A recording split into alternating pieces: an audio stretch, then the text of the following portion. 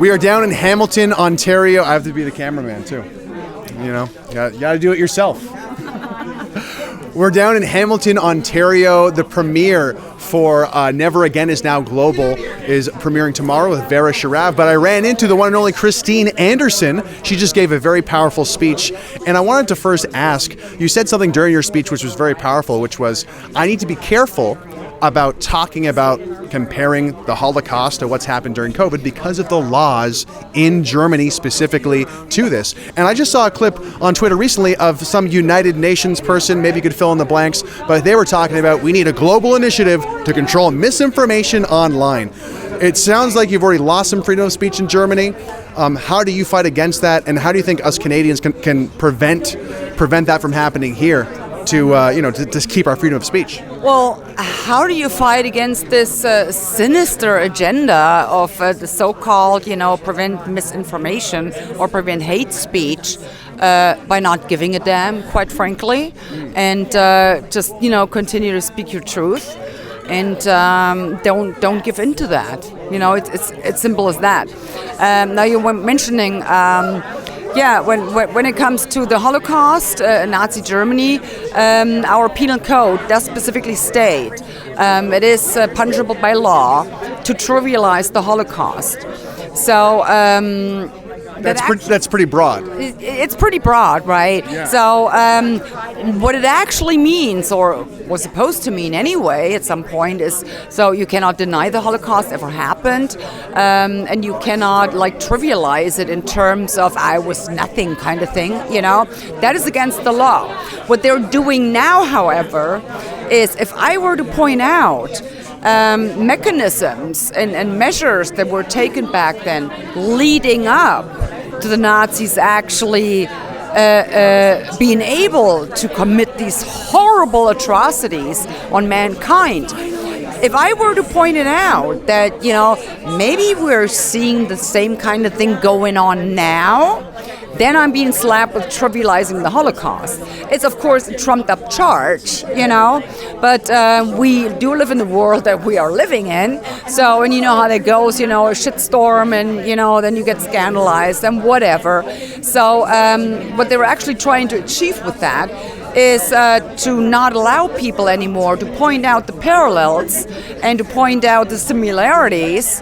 And that kind of makes you wonder, why would they not want you to point that out? Because the thing is, up until a few years ago, it was always never again and fight the beginnings. But if you have no clue what those beginnings are, because you're not allowed to point them out anymore, how are you supposed to fight the beginnings if you have no clue what these beginnings are? So once again, it's kind of like the whole framing is going on with hate speech and disinformation. So you're getting slapped with that. Once again, why would they not want you to point it out? And the only answer that I've come up with to that question so far is, they don't want us to know that that's exactly what they're up to right now. So they do not want you to talk about it anymore, so that young people will not even know what those beginnings are that you are supposed to fight. Yeah, because they want people to be in the darkness, and you gave that great quote from Tolkien and from The Lord of the Rings. The sustainable goals for whatever. Kind of looks like the Wheel of Fortune. It's not the Wheel of Fortune, trust me. You will not win anything. You won't, trust me. You won't. But when I look at this logo, I will tell you what comes to my mind. And I'm asking you from now on, whenever you see this logo, I want you to recall and remember these words. And into this ring, they poured all their cruelty, malice, and their will to dominate life. One ring to rule them all. One ring to find them. One ring to bring them all and in darkness bind them. That is the agenda of the WEF, ladies and gentlemen. Never forget it. And it's totalitarianism at its worst. At its worst. Thank you so much. Please. But since we saw the trucker convoy a year ago, we saw this massive anti-establishment movement who's awake to a lot of this stuff and fighting against it.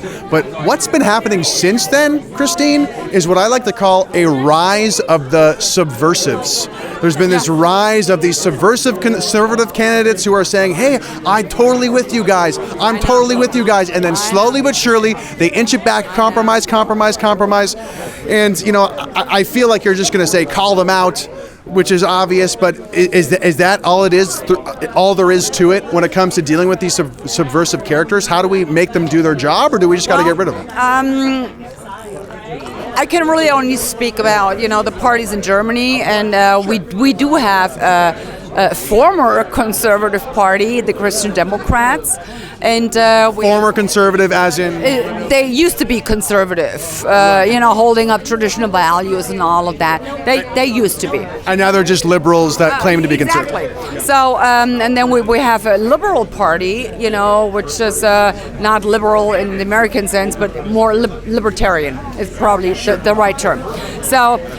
But they kind of adhere to that, you know, whatever globalitarian agenda is, you know, transgender, climate change. They went along with the COVID thing and all of that. So now that the Conservative Party is in the opposition, you know, yeah, they're pulling all the lines. Oh, yeah, well, this is despicable what the government is doing and da-da-da-da-da.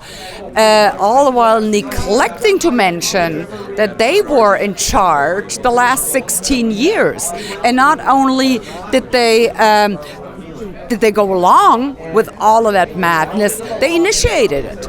So it's kind of like, you know, when they're in the opposition, they're like, oh yeah, we're all for the people and we're all against this, da-da-da-da. As soon as they're in government, they're just the same. That's the experience I have from the parties in Germany, at least.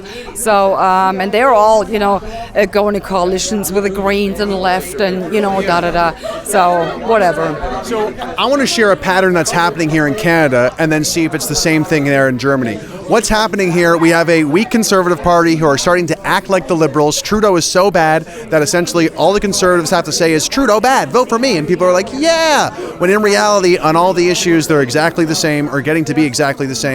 And they say, well, the Conservatives can't be more aggressive because of the media. Yeah. And it's like, okay, well, we have a Conservative Party who is submissive and basically beholden to the media. So how does that even help our situation? Because the media, the lying mainstream media, is a huge part of the problem. Is that same phenomenon happening in Germany? Yes, it actually is. You know what I always say, when a politician is trying to convince you that he is for you and against the current government, listen closely to the language they use, you know. Listen very closely, you know, if they might not fall into that same kind of stupid rhetoric, you know, and then you know what's up. And if they do that, don't trust them.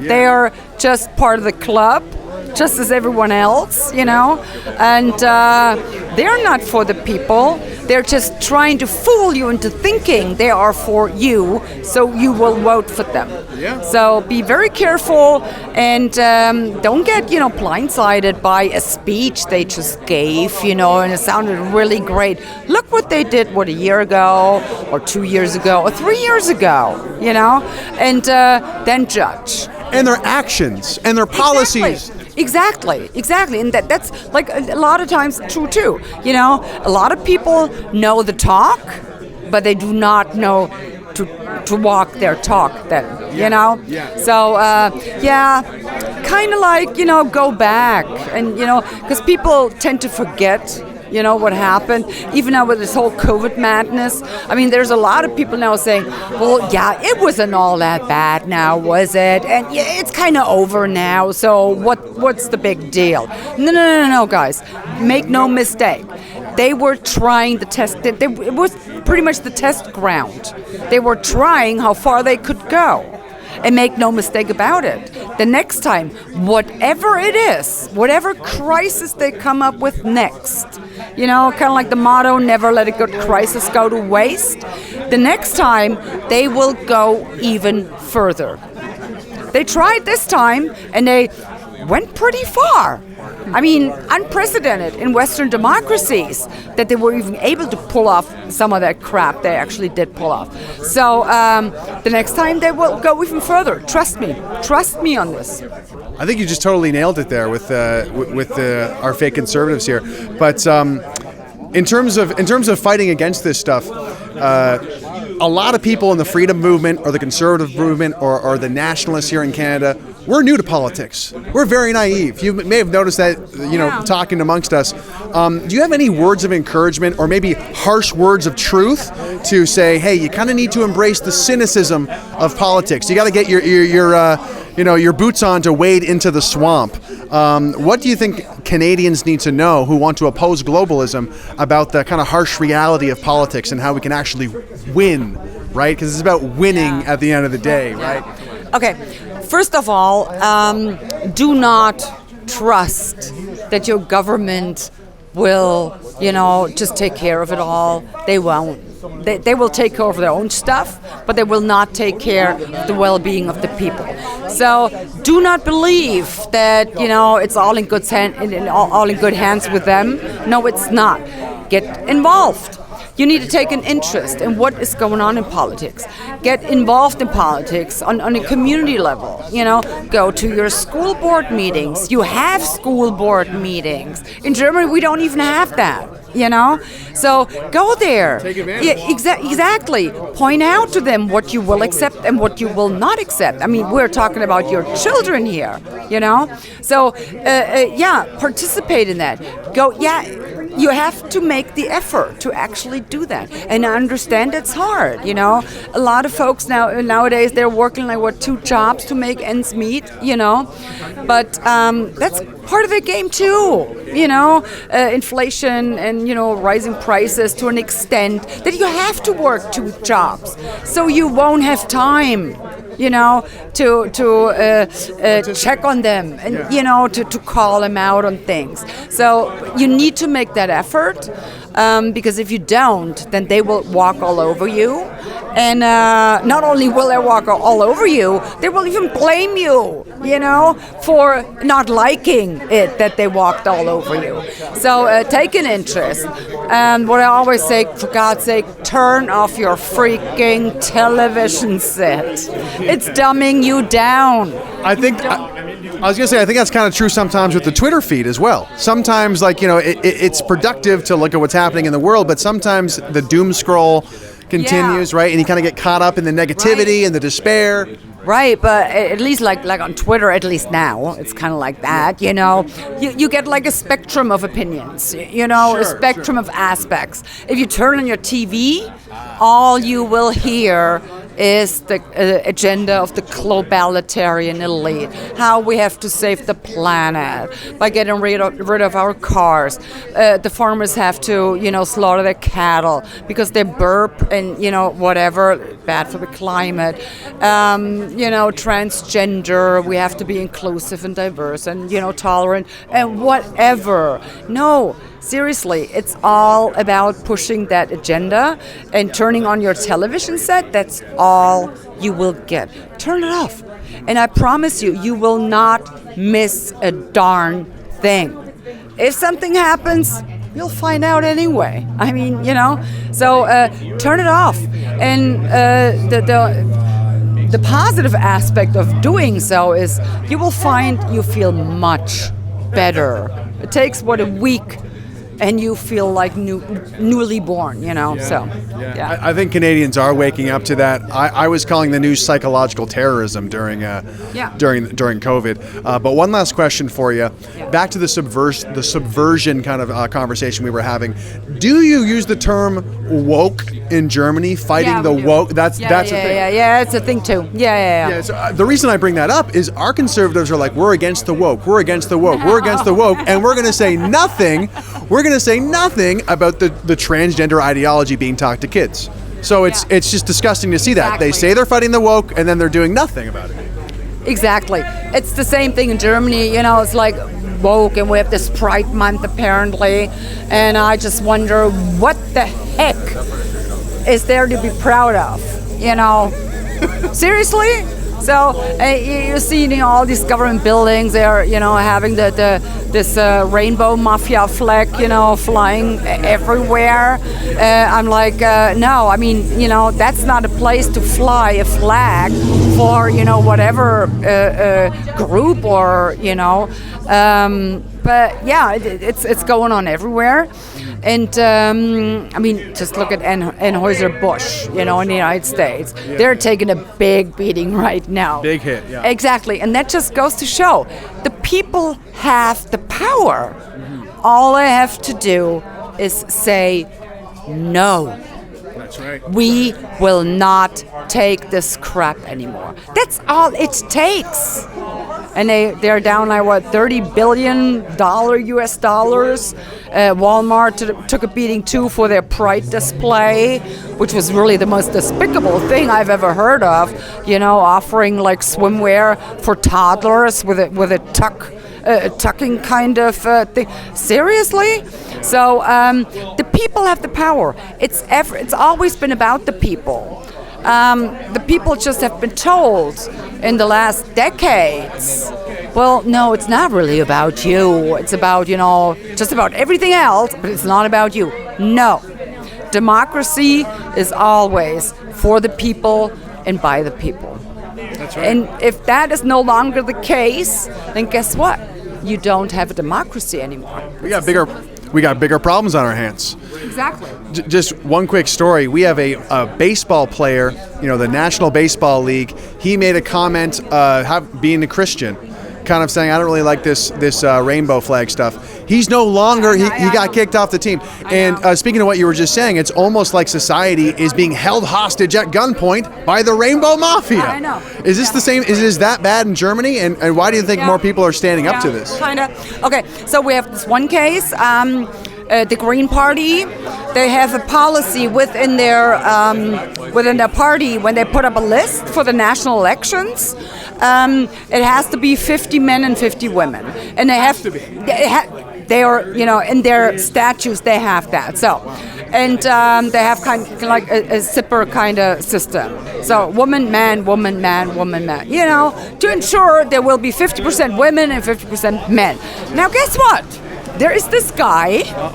Oh yeah, dresses in beautiful, kinky, tight dresses, heels, hair to the butt. In government buildings too. Yeah. Well, he is a man. He has never done anything to be anything other than a man, aside from putting on the dress. He dresses up. Which is actually should be sexual appropriation, right? But anyway, so and he is now sitting on a women's spot in the national parliament, and they're applauding him. And I'm like, do you guys not get it? If it is about empowering women, and if it is about ensuring that women, I mean, I'm against all quotas, right? But if it is about, ensuring that we have 50% women there, why would you vote for a guy just because he dresses up as a woman, Actually, let me walk that back on the quota. There is one quota I'm absolutely for. I call it the idiot quota. Not more than 3 idiots in any government. That would be a good quota to have, right? That's a great quota. Yeah. Thanks again so much for your time. And how has your stay been in Canada the second time? Great. Always. I mean, I just have grown so fond of your country. And I guess I'll be back. And there's nothing you guys can do about it. And she is back in Canada, folks. You can see Christine Anderson in Winnipeg, November 28th. And then she's also in Ottawa, November 29th, with a lot of other amazing speakers. If you enjoyed this video, you can also send me a donation at gregwycliffe.com. Thank you so much for watching, guys. We're going to talk to you soon.